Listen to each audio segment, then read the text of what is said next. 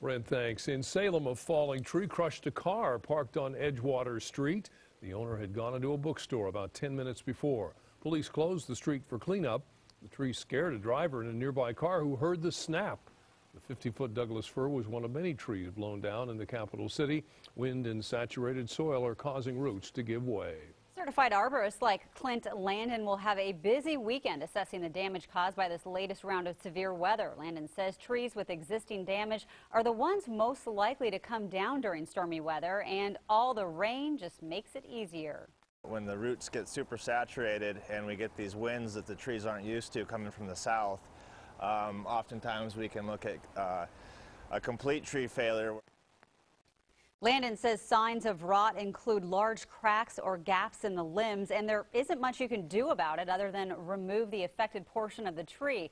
Now, if you think trees on your property are affected, Landon suggests you contact a certified arborist, and if it has to come down, use a licensed and insured contractor. On the Oregon coast, overflowing streams are flooding Seaside in the usual places, but Highway 101 is open as long as you drive slow.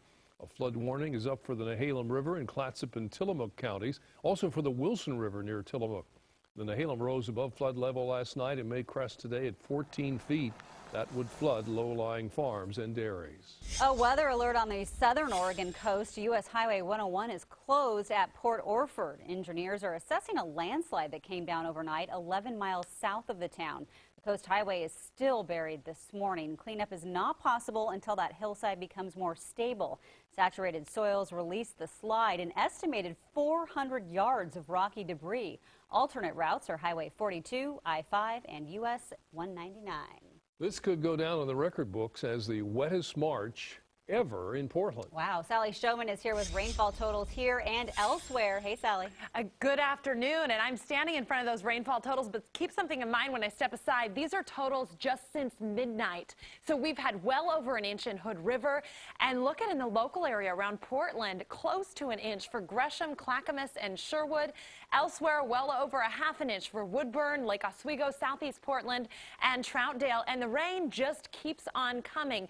It's lightened up a little bit on radar the last hour or so, but still rain is falling just about everywhere across the northwest Oregon right now. A few breaks for St. Helens and Vernonia and Scappoose, and man, they need it after more than 24 hours of steady rainfall. A few more holes in the rain. I'm pointing that out just because I haven't been able to point that out all morning long. But let's take a look at the east side. Look at these towers. We've got a pretty steady rainfall coming down just east of downtown Portland and Vancouver.